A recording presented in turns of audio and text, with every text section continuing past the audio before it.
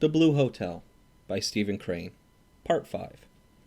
At 6 o'clock supper, the Swede fizzled like a firewheel. He sometimes seemed on the point of bursting into riotous song, and in all his madness he was encouraged by Old Scully. The Easterner was encased in reserve. The cowboy sat in wide-mouthed amazement, forgetting to eat while Johnny wrathfully demolished great plates of food. The daughters of the house, when they were obliged to replenish the biscuits, approached as warily as Indians, and, having succeeded in their purpose, fled with ill-concealed trepidation. The Swede domineered the whole feast, and he gave it the appearance of a cruel bacchanal. He seemed to have grown suddenly taller. He gazed brutally disdainful into every face. His voice rang through the room, once when he jabbed out harpoon fashion with his fork to pinion a biscuit. The weapon nearly impaled the hand of the Easterner, which had been stretched quietly out for the same biscuit. After supper, as the men filed toward the other room, the Swede smote Scully ruthlessly on the shoulder. "Well, old boy, that was a good square meal." Johnny looked hopefully at his father. He knew that shoulder was tender from an old fall, and indeed it appeared for a moment as if Scully was going to flame out over the matter, but in the end he smiled a sickly smile and remained silent. The others understood from his manner that he was admitting his responsibility for the Swede's new viewpoint. Johnny, however, addressed his parent in an aside. "Why don't you license somebody to kick you downstairs?" Scully scowled darkly by way of reply.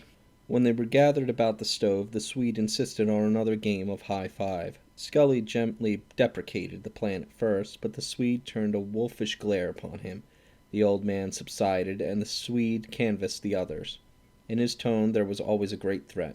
The cowboy and the Easterner both remarked indifferently that they would play. Scully said that he would presently have to go meet the 6:58 train, and so the Swede turned menacingly upon Johnny.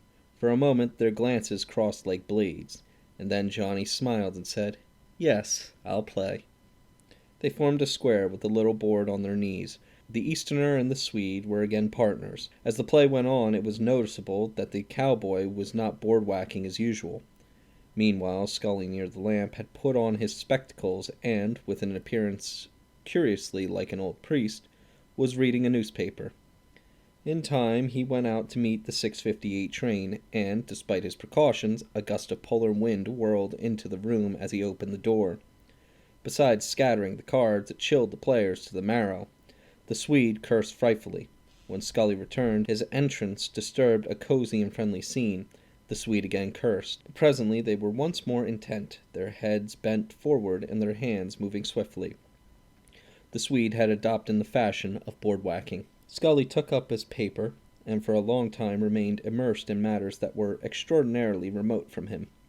The lamp burned badly, and once he stopped to adjust the wick, the newspaper, as he turned from page to page, rustled with a slow and comfortable sound. Then suddenly he heard 3 terrible words. "You are cheating!" Such scenes often prove that there can be little of dramatic import in environment. Any room can present a tragic front. Any room can be a comic. The little den was now hideous as a torture chamber. The new faces of the men themselves had changed it upon the instant. The Swede held a huge fist in front of Johnny's face, while the latter looked steadily over it into the blazing orbs of his accuser. The Easterner had grown pallid. The cowboy's jaw had dropped in that expression of bovine amazement which was one of his important mannerisms. After the 3 words, the first sound in the room was made by Scully's paper as it floated forgotten to his feet. His spectacles had also fallen from his nose, but by a clutch he had saved them in air. His hand, grasping the spectacles, now remained poised awkwardly and near his shoulder. He stared at the card players. Probably the silence was while a second elapsed. Then, if the floor had been suddenly twitched out from under the men, they could not have moved quicker. The 5 had projected themselves headlong toward a common point. It happened that Johnny, in rising to hurl himself upon the Swede, had stumbled slightly because of his curiously instinctive care for the cards and the board. The loss of the moment allowed time for the arrival of Scully, and also allowed the cowboy time to give the Swede a great push which sent him staggering back. The men had found tongue together, and hoarse shouts of rage, appeal, or fear burst from every throat. The cowboy pushed and jostled feverishly at the Swede, and the Easterner and Scully clung wildly to Johnny.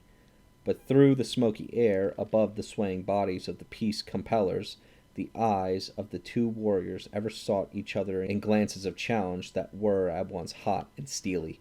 Of course, the board had been overturned, and now the whole company of cards was scattered over the floor, where the boots of the men trampled the fat and painted kings and queens as they gazed with their silly eyes at the war that was waging above them. Scully's voice was dominating the yells. "Stop now! Stop, I say! Stop now!"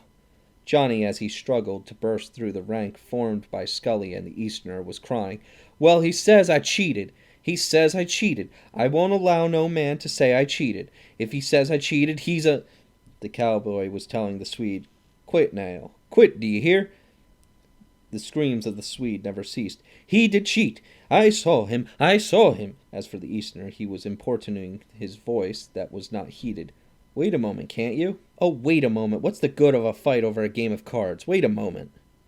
In this tumult, no complete sentences were heard.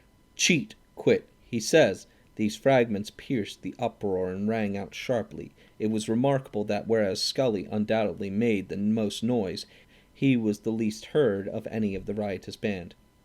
Then suddenly there was a great cessation. It was as if each man had paused for breath, and although the room was still lighted with the anger of men, it could be seen that there was no danger of immediate conflict. And at once Johnny, shouldering his way forward, almost succeeded in confronting the Swede. "What did you say I cheated for? What did you say I cheated for? I don't cheat, and I won't let no man say I do." The Swede said, "I saw you. I saw you." "Well," cried Johnny, "I'll fight any man what says I cheat." "No, you won't," said the cowboy. "Not here." "Ah, be still, can't you?" said Scully, coming between them. The quiet was sufficient to allow the Easterner's voice to be heard. He was repeating, "Oh, wait a moment, can't you? What's the good of a fight over a game of cards? Wait a moment."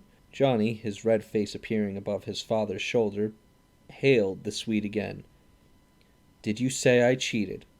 The Swede showed his teeth. "Yes." "Then," said Johnny, "we must fight." "Yes, we fight," roared the Swede. He was like a demoniac. "Yes, fight. I'll show you what kind of a man I am. I'll show you who you want to fight. Maybe you think I can't fight. Maybe you think I can't. I'll show you, you skin, you card sharp. Yes, you cheated. You cheated. You cheated." "Well, let's go at it then, mister," said Johnny coolly. The cowboy's brow was beaded with sweat from his efforts in intercepting all sorts of raids. He turned in despair to Scully. "What are you going to do now?" A change had come over the Celtic visage of the old man. He now seemed all eagerness. His eyes glowed. "Well, let them fight," he answered stalwartly. "I can't put up with it any longer. I've stood this damned Swede till I'm sick. We'll let them fight."